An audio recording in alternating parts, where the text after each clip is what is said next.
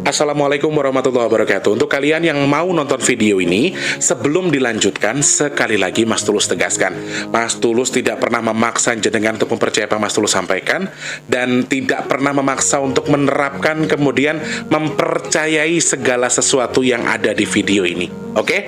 Suka tonton, tidak suka silahkan di skip. Terima kasih orang baik. Assalamualaikum warahmatullahi wabarakatuh. Sebelum kita lanjut tonton videonya, saya tegaskan sekali lagi bahwasanya saya tidak membuka praktek dimanapun dan tidak menerima tarif berapapun. Terima kasih. Jangan lupa like, komen, dan subscribe ya. Terima kasih orang baik. Jangan lupa like, komen, dan subscribe ya. Terima kasih orang baik.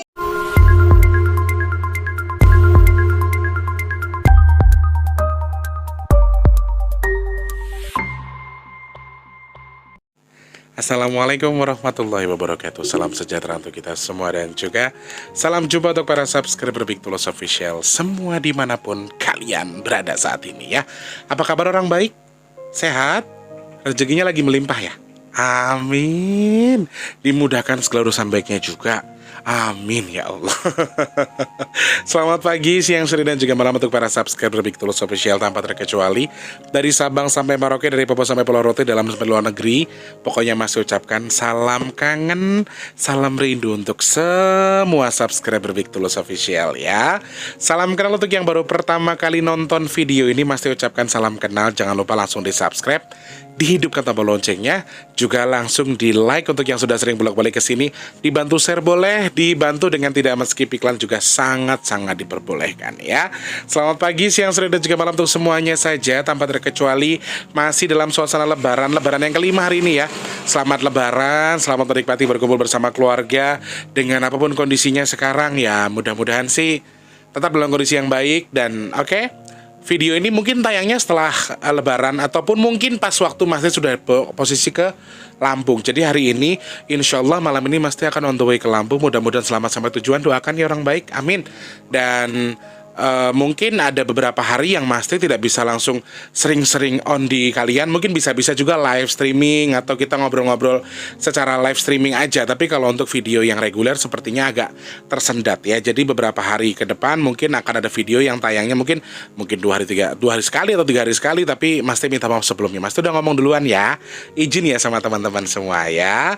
Mas Teh ucapkan selamat berkumpul bersama keluarga untuk semuanya yang mungkin lagi ngumpul belum kembali ke kampung, belum kembali ke tempat kerjanya, yang sudah beranjak untuk berangkat pulang lagi ke lokasi tempatnya merantau.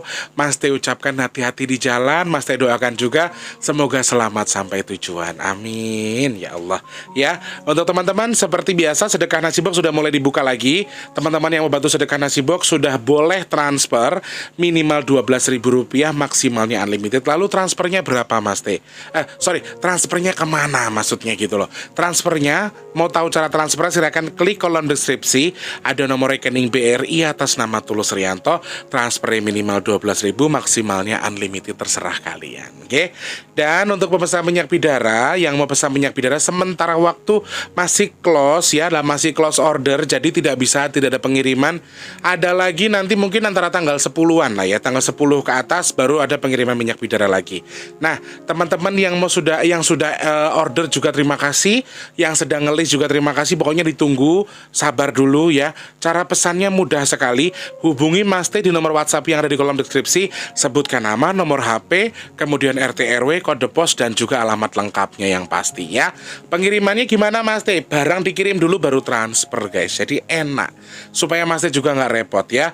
Jadi kalau teman-teman yang memang betul-betul membutuhkan, tidak memiliki rezeki dan ingin mencoba khasiatnya, yo sangat-sangat Mas Teh sangat-sangat Mas Teh akan membantunya. Jadi teman-teman kirim dulu barangnya baru ditransfer. Ada kok banyak beberapa teman-teman yang transfer itu nanti bayarnya pas akhir bulan atau gajian.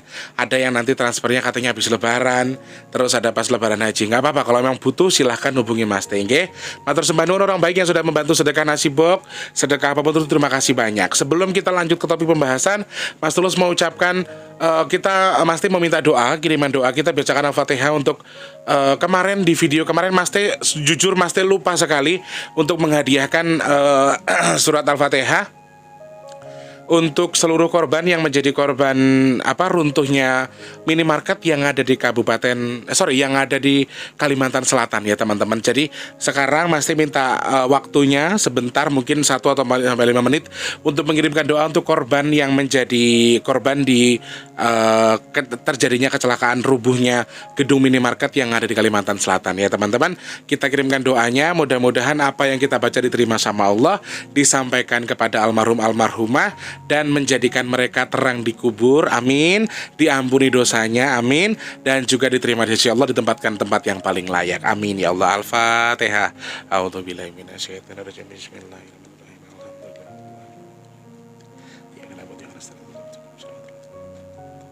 Amin ya Allah. Dan teman-teman masih juga minta doa untuk Mas Taufik, Muhammad Taufik yang saat ini kemarin ceritanya pas mau lebaran kedua, lebaran pertama masih ketemu sebelum Mas TK Anyer, tapi ternyata guys lebaran ketiga pas kita mau kumpul ke rumah Mama Ita, beliaunya mendapatkan hadiah dari Allah ya. Jadi Mas Taufik mengalami yang namanya luka di kakinya sampai ya cukup lebar lah, ada beberapa senti lebarnya ya, jatuh atau apa aku juga belum terlalu paham, tapi intinya semoga Mas Taufik segera diangkat dari musibahnya, segera membaik kondisinya, dan juga segera pulih lagi, bisa beraktivitas seperti biasa. Amin. Semangat Mas Taufik dan keluarga ya. Sebetulnya kalau ini bisa aja kita kunjungan ke rumahnya jenengan, tapi posisinya Mas Teh malam ini harus jalan, jadi kayaknya nggak bisa ya Nang ya. Yang penting Taufik harus patuhi itu obatnya diminum, yang dari dokter apa saja, kemudian pantangan-pantangan, jangan makan telur dulu, jangan makan yang macam-macam. Oke dek, semangat pokoknya ya. Oke orang baik, hari ini kita mau bahas apa? Kemarin Mas Teh sudah janji ingin membahas soal cerita dari si Abdul yang mendapatkan sesuatu. Nah, cerita ini sebetulnya bukan cerita yang biasa teman-teman, karena aku sudah pernah membahas soal Abdul ini di vlog jauh sebelumnya ya teman-teman. Jadi aku pengen menceritakan kejadian ini supaya apa, menjadi hikmah buat kita. Siapa tahu nanti banyak orang-orang yang justru tertarik untuk mohon maaf memeluk agama Islam atau mendekatkan diri kepada Tuhan. Dengan menonton video ini mungkin ada banyak sesuatu yang bisa kalian terima ya. Mas Teh ingatkan lagi, dulu Mas Teh mengenal Abdul itu di salah satu tubuh korban. Jadi Mas Teh itu alhamdulillah pada waktu itu berhasil kayak sebetulnya nggak dibilang ngobatin juga. Memang sudah jalurnya Allah pertemukan aku dengan si Abdul ya. Dia itu masuk ke salah satu tubuh seorang orang yang sudah renta sekali pada waktu itu. Dia untuk buat ngirim santet. Jadi Abdul ini adalah khodam dari santet yang dikirimkan sama si orang yang tidak suka dengan orang yang Mas Teh pegang gitu loh. Dalam arti Mas Teh pijitin pada waktu itu. Pas ketemu pertama kali saya tahu namanya itu adalah kolok kecombrang teman-teman. Aku sempat ngakak dan ketawa. Bentuknya tuh menyeramkan, genderuwo, karena dia masih dalam golongan jin ifrit ya. Abdul ini golongan jin ifrit, dan dia adalah jenis, kalau dikategorikan dalam jenis-jenis makhluk yang ada di Indonesia itu jenisnya adalah genderuwo. Dan dia itu banyak banget koreng, badannya itu bau sekali karena dia kan seperti halnya kayak King Kong yang besar, tapi itu banyak korengnya gitu loh teman-teman. Tapi memang aku melihat ada sebuah sisi yang berbeda dari si Abdul, karena dia itu walaupun seperti King Kong tapi pembawaannya tuh lembut seperti halnya seorang manusia. Dan aku sempat ketawa ini makhluk nyeremin tapi kok sedih gitu loh, menyedihkan. Ceritanya tuh sedih karena dia itu seperti orang yang dibuang sama keluarganya, karena dia tuh memang sudah di jalur, menurut saya Abdul ini memang sudah jalurnya untuk masuk Islam, karena dia itu dari awal lahir pun sama keluarganya sudah dibuang-buang gitu loh, dibuang sama orang tuanya, karena dia kebetulan orang tuanya itu tinggal di dekat gunung di salah satu gua. Dan orang tua Abdul ini memang penyedia pesugihan. Jadi dia tuh sering bekerja sama dukun, bekerja sama apa namanya, sama orang-orang yang nyari pesugihan gitulah intinya. Nah, si Abdul ini dibuanglah sama orang tuanya karena Abdul tidak mau disuruh untuk nyantet orang. Akhirnya dibuang, ditemu sama dukun, diurusin sama dukun. Ya tadi ujung-ujungnya karena Abdul merasa frustasi, toh aku di keluargaku nggak diterima, aku dibuang, diterima sama orang lain. Akhirnya apa? Disuruh jadi khodam untuk nyantet atau guna-guna orang. Dia berangkat, dia mau. Ya oke. Karena selama dia dibuang juga ada tekanan di badannya, terus dia mengkonsumsi darah, mengkonsumsi darah ayam cemani, dia kan sukanya dulu, terus badannya sampai berkoreng dan lain sebagainya. Sempat aku merasa kayak ini, kita kan gini teman-teman, seorang indigo atau seorang yang bisa melihat makhluk jin itu sebetulnya kita bisa membaca, kita juga bisa merasakan seperti apa energinya. Ini makhluk ini sebenarnya keras kepala atau tidak, makhluknya itu lembut atau sedih atau apa. Jadi energinya itu ada. Kadang-kadang kan ada seorang anak indigo yang sampai apa, ibarat kata tuh bisa nangis ketika melihat residu energinya. Nah, itu sesuatu yang memang nyata, memang bisa kita rasakan. Nah, sebetulnya aku juga bisa merasakan kalau si Abdul itu tidak seperti yang penampakannya gitu loh. Ini kayaknya dia ini ada sesuatu yang lain. Waktu aku keluarin dari tubuhnya si ibu orang yang saya pijit itu juga, dia tidak ada perlawanan sama sekali. Dia nggak dapet dan dia sudah pasrah. Sepertinya memang dia menunggu gitu loh, menunggu ada yang bisa ngangkat dia dari jalur itu gitu loh, dalam arti begitu seakan-akan. Dan alhamdulillah Allah menjadikan saya adalah orang yang pertama menemukan dia dari keterpurukan tadi. Selang beberapa hari memang dia agak sedikit murung sendirian karena dia nggak punya keluarga. Terus apa namanya, dia tidak dekat dengan siapapun, dia tuh diem. Terus dia ikut aku ngobrol, ceritalah dia kalau dia salah satu orang yang dibuang dari keluarganya gara-gara dia ingin. Jadi gini teman-teman, percaya atau tidak, tempat tinggalnya si orang tuanya yang yang ngeladenin pesugihan ini, tinggalnya itu di dekat sama pesantren. Jadi gunungnya itu dekat dengan pesantren. Aku nggak bisa sebutkan pesantren apa, gunung apa ya teman-teman, ngapunten ya. Jadi si Abdul ini lumayan tertarik dengan yang namanya suara azan dari kecil. Ketika dia mendengarkan suara azan, adiknya pada gatal-gatal, kok Abdul tidak gitu loh teman-teman. Jadi dia tuh sering main ke pesantren itu. Ini cerita yang sebenarnya tak ceritakan ya. Kemudian dengan kondisi seperti itu, lambat laun Abdul tuh kayak lain di keluarga. Jadi orang keluarganya tuh udah tahu kalau memang Abdul ini ada sisi lain di tubuhnya yang mungkin akan merusak silsilah gitu loh. Wong adik-adiknya juga tetap harus jadi apa namanya, ya penerusnya itu harus jadi tumbal, harus jadi pesugihan dan sebagainya. Ibarat kata mereka tuh Tuhan bagi yang memujanya gitu loh. Nah, dibuanglah sama orang tuanya gara-gara kebiasaan dia tadi pergi ke pesantren yang dekat dengan tempat bapaknya jadi pesugihan tadi, atau membuka alternatif pesugihan. Dukun kali ya. Nah, lambat laun aku lihat banyak luka di tubuhnya Abdul itu. Ya, darah lah segala macam, koreng, amis, bau. Aku sampai pertama kali ngobrol sama dia tuh muntah-muntah guys. Pertama aku sampai gini, yang aku pijit itu ngomong gini, Mas emang Mas masuk angin tadi belum makan. Padahal aku baunya itu loh, bau itu. Dan memang kebanyakan memang jin ifrit baunya seperti itu ya teman-teman, bau badak, bau benguk kalau kata orang Betawi, bau amis, bau segala macam. Dan itu sesuatu yang apa ya udah biasa sih kalau jin ifrit emang baunya seperti itu gitu loh. Nah, di sela-sela waktu itu lambat laun dia mulai ngobrol, kalau dia bercerita ada sedihnya, ada baiknya, dan intinya adalah dia dibuang sama keluarganya. Terus aku tanya, apakah kamu mau ikut sama aku? Oke, mau. Nah, disitulah mulai kebaca ada misinya adalah Abdul ini juga pengen menyelamatkan anak-anak bajang atau anak-anak jin yang memang tidak atau dibuang sama keluarga. Jadi gini teman-teman, di makhluk jin atau di kerajaan jin itu ada beberapa makhluk yang terkadang mereka tuh balelo di keluarganya, atau mereka tuh berontak di tubuh keluarganya, di anggota keluarganya, sehingga mereka akan dibuang sama keluarganya, kemudian ditemu sama dukun, ataupun bisa dicuri dari dukun, ataupun si dukun tadi nyuri ya, atau memanfaatkan jin-jin yang berkeliaran tadi, atau dibilang orang-orang bilang arwah penasaran ya, diambil dikurung, kemudian dikasih makan, terus disuruh nyantet, guna-guna dan lain sebagainya. Nah, ini hal-hal yang terjadi di alam gaib, perputarannya seperti itu. Nah, makanya di sini Abdul itu setelah dia mengerti bahwa Islam memang agama yang bagus untuk dia loh ya, Islam agama yang bagus untuk dan pilihannya dia merasa kayak ayo mas, kita mulai sekarang harus gini. Dan memang ibuku dulu pernah berkata, kalau di usia kamu yang mendekati 25 ke atas sampai ke angka 35, kamu tuh akan banyak anak. kamu tuh akan bisa membantu orang. Dulu ibuku bilang seperti itu.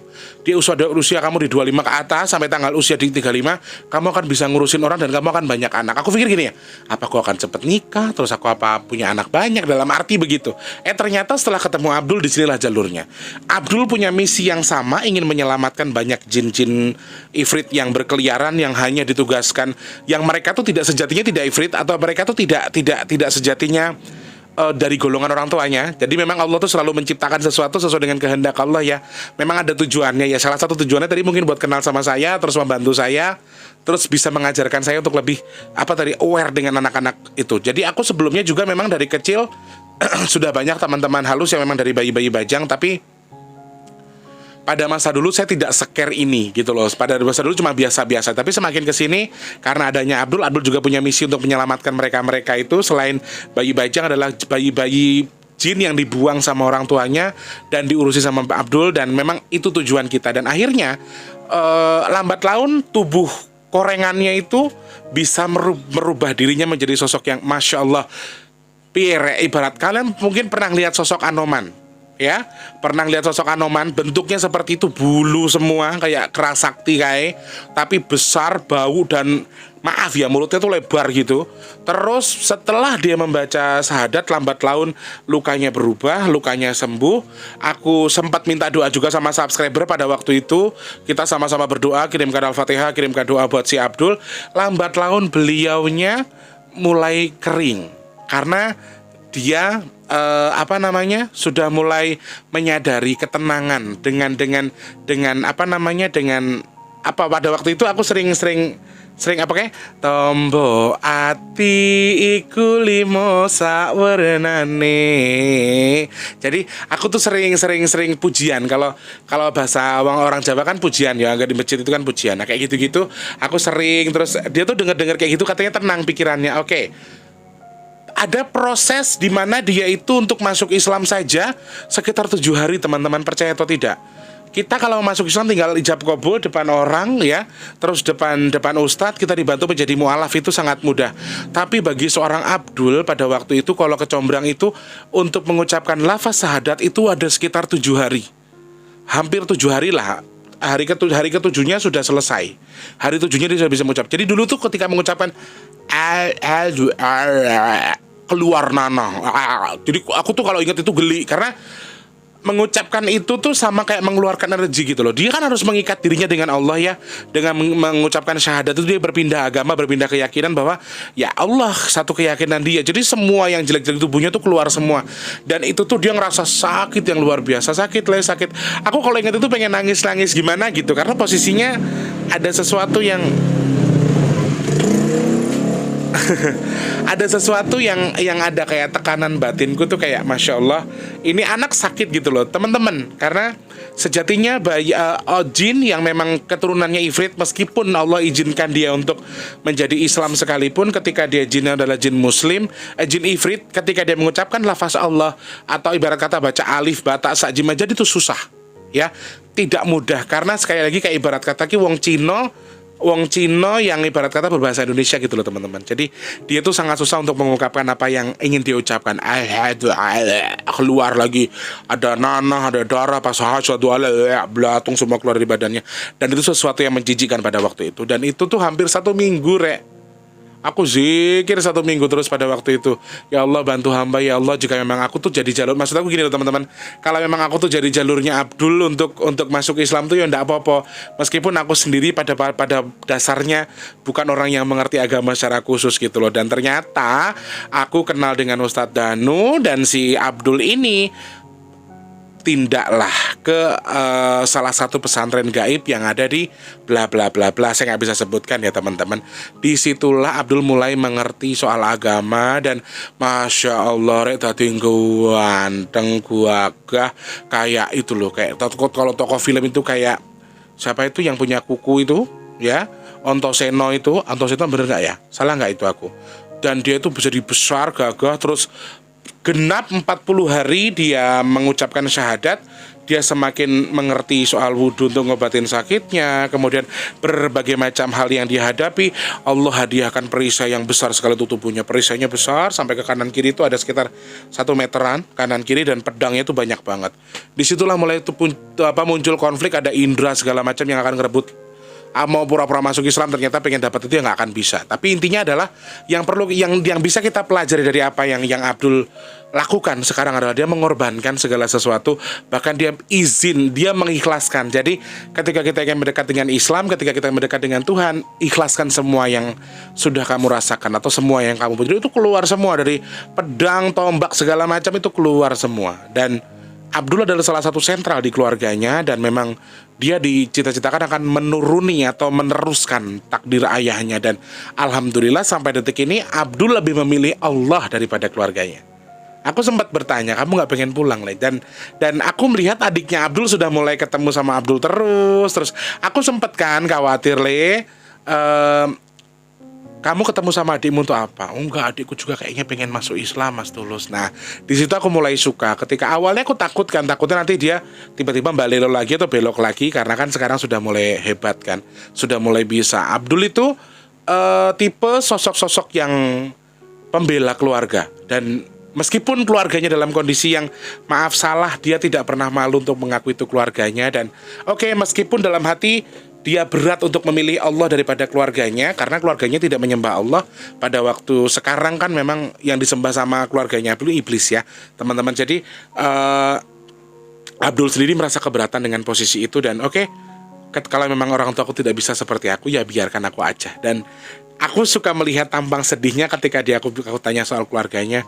Mulai aku pernah sampai teman-teman datang ke tempat itu untuk menyampaikan apa yang aku pengen nyampein. Gak gini loh, maksudku gini, meskipun anak kamu tuh sudah bukan satu aliran dengan kamu, tapi dia tuh anakmu, tapi ternyata tidak bisa. Dan jalur-jalur yang ifrit memang agak susah untuk diajak bernegosiasi. Dan akhirnya ya sampai detik ini kita masih bisa melihat sosok Abdul adalah sosok yang Masya Allah luar biasa, ganteng, gagah, banyak disukai. Bahkan ada salah satu penjaga pantai di pantai timur Jawa itu tuh suka banget sama Abdul, dan anak dari beliau akan dijodohkan dengan Abdul. Aku sih nggak gimana ya, terserah, itu hak mereka semua, karena ya sekali lagi mereka berbeda dengan kita sebagai manusia. Mereka lebih memiliki hati, mereka lebih bisa membaca apa yang harus mereka kerjakan. Jadi sedikit banyaknya ketika mereka sudah betul-betul beriman kepada Tuhannya, kepada Allah Subhanahu wa taala, mereka akan diberikan rasa tajam yang luar biasa. Dan yaitu pelajaran yang bisa kita pungut dari apa yang Abdul rasakan. Kita yang cuma sekedar masuk Islam, cuma sekedar baca syahadat tadi, tanpa harus mendapatkan rasa sakit dari Allah karena membaca syahadat, kita sering balelo dengan kondisi itu atau sering membangkang. Tapi dalam hal yang sebenarnya, Abdul yang kesakitan, dia ikhlas merasakan sakit itu karena dia betul-betul ingin menyembah Allah, karena betul-betul dia sayang sama Allah, karena betul-betul dia mencintai Allah. Akhirnya apa? Perlu kalian tahu ya teman-teman, Abdul itu untuk lompat satu tempat ke tempat yang lain tinggal tik terbang. Allah berikan banyak hadiah ya. Abdul baca syahadat dengan ketulusannya, Allah kasihkan pedang. Pedang itu 1, 2, 3, 7 pedang guys. Kanan kiri 3, tengah 1, dan itu besar sekali. Dan wujud dia yang dulu menyeramkan, saking ganteng gagah, yang dimana banyak orang suka dengan dia. Bahkan makhluk-makhluk, anak-anak, cucu-cucu raja pada tertarik sama dia. Dan alhamdulillahnya dia tidak tertarik untuk mendapatkan kemewahan juga. Emang dasar ini anak tulus banget ya. Dia ini jin yang tulus sekali, seperti namaku, asik. Sayangnya nggak setulus aku gitu loh. Dia tulusnya melebihi aku malahan, Abdul ini. Dia tetap pengen ikut aku untuk mengasuh anak-anak bajang ini sampai kapanpun kan, sampai kapanpun. Bahkan dia sempat menyampaikan, nanti kalau toh Mas T itu pergi kembali sama Allah pun, saya tetap akan meneruskan tugas ini dan aku tidak kengguh. Jadi dia tuh banyak yang ngajakin tuh jadi kepala prajurit gitu. Ibarat kata kalau di kantor menjadi supervisor, general manager gitu, tapi dia tidak tertarik sama sekali. Dia tetap tertarik dengan duniaku, yaitu berbagi untuk mengasuh anak-anak bajang. Aku jangan luar biasa lah, tak tepuk tangan itu. Tapi ya itu tadi, pelajaran hidup yang luar biasa untuk kita. Kita masih bisa seperti itu. Bahkan ketika Abdul, sebetulnya makhluk seperti Abdul itu ketika dia balelo atau berbelok arah, dia akan merasakan sakit lagi yang luar biasa. Jadi dia mendapatkan hidayah dari Allah, hadiah dari Allah, dan dia bisa merasakan itu. Beda dengan kita. Kita dapat hadiah dari Allah, belum tentu kita bisa bersyukur. Oke, bersyukur, alhamdulillah rezekiku akan tapi belum tentu kamu bisa sedekah. Kita punya rezeki dari Allah banyak, belum tentu kamu bisa berbagi sama orang. Tapi kalau mereka betul-betul ketulusan yang mereka dapatkan, dan ketika mereka betul-betul menjalankan Islam, padahal Allah juga sayang sama kita. Kamu nggak sholat, kamu nggak ibadah, kamu dikasih rezeki. Kalau mereka tidak sholat, tidak ibadah, mereka nggak dapatin sesuatu. Susah jadi bangsa jin itu ketika ibadah. Jadi kita ini adalah sesuatu yang harusnya merasa beruntung karena kondisi ini. Kalau bangsa jin, mereka sudah masuk Islam. Kalau untuk keluar lagi, mereka juga merasakan sakit yang sama dan kembali seperti sedia kala. Kalau saya udah putih, saya nggak masuk Islam, saya pindah Kristen misalnya, maaf ya, belum tentu badan saya akan hitam lagi, ya toh. Cuman kalau bangsa jin tadinya sudah hitam jelek, terus kamu masuk Islam, jadi baik, kamu bangkang dari Islam, tapi kamu melakukan keburukan, kembali ke dunia kamu yang dulu, kamu langsung jadi balik hitam lagi wujud asli kamu. Itu hadiah, itu reward dari Allah buat mereka-mereka yang masuk Islam. Atau ibarat kata tuh orang-orang yang mengenal Allah. Dan ini sesuatu yang baik, sesuatu pelajaran yang bagus, bahwa memang Abdul ini jadi contoh buat kita untuk lebih bisa mendekatkan dengan Tuhan. Jadi seperti halnya yang Eyang sampaikan, aku juga melihat ada sesuatu kabar baik dari Eyang, tapi aku nggak bisa sampaikan di sini ya teman-teman. Mudah-mudahan aku tidak menilai agama A, agama B itu baik atau tidak. Saya tidak pernah menilai itu. Semua agama menurut saya sama. Tapi dalam hal ini aku melihat gelagat baik dalam tanda kutip dari Eyang yang mungkin saja akan sama dengan Abdul ya. Kabar baik ya teman-teman. Jadi supaya kita bisa lebih mengerti lagi dalam pembahasannya. Tapi sekali lagi, baik yang sebenarnya bukan baik yang memang kamu rajin ibadah, rajin sholat, tapi kamu ternyata tetap ngomongin orang, kamu tetap jawab salah. Tapi baik yang sebenarnya adalah ketika kamu sudah melakukan salah, perbaiki kesalahan, kemudian berhenti melakukan salahnya, dan terus lakukan yang terbaik buat diri kita. Tidak menyakiti orang lain, itu salah satu perbuatan baik, menurut saya ya. Dan ini adalah pelajaran berharga. Abdul memberikan kita pelajaran bahwa Islam adalah agama yang baik. Saya tidak menyebutkan yang lain juga nggak baik, tapi Islam adalah salah satu agama yang baik, yang insya Allah diridhoi sama Allah, dan pilihan yang tepat bagi Abdul. Dan Abdul merasakan luar biasa sekali. Itu kalau dijual pedang-pedang mas-mas yang dipakai Abdul itu, kena gue tuku negoro. Kalau bahasanya yang tuh pedang musik itu kena gue bangun negoro. Kalau bahasanya yang kan seperti itu. Tapi ya sekali lagi, menurut yang gini teman-teman, kalau orang yang menerima gift atau menerima hadiah dan dia bersyukur, dia nggak akan ngukur nilainya. Tapi kalau orang yang tidak bersyukur mau dapat berapa aja, tadi segini doang sih kurang, kan gitu. Nah kebetulan Abdul ini tulus, Abdul ini betul-betul menerima apa yang Allah berikan, sehingga Allah masih menjaga, ya. Allah masih menjaga dan Abdul masih bisa terus berbuat baik. Jadi dia terus ingin berbuat baik, dia mengabdikan diri di jalan Allah gitu loh intinya teman-teman. Jadi ustadz, ibarat kata sering ngomongin orang juga, sering jadi pembicara, dan dia tuh termasuk ya ketua lah di antara yang lain, istilahnya begitu. Walaupun yang lain kadang-kadang kayak Landung ya, kayak Nyai itu, dulu Nyai kan orang terlama yang makhluk terlama yang kenal aku ya, tapi kalah menonjol dengan Abdul karena kayak Nyai kan sukanya diem, nggak suka banyak bicara. Tapi kalau Abdul ini ketika dia diam, tapi ketika dia mau berbicara dia tembak, dia nggak akan takut dengan siapapun. Gitu ya.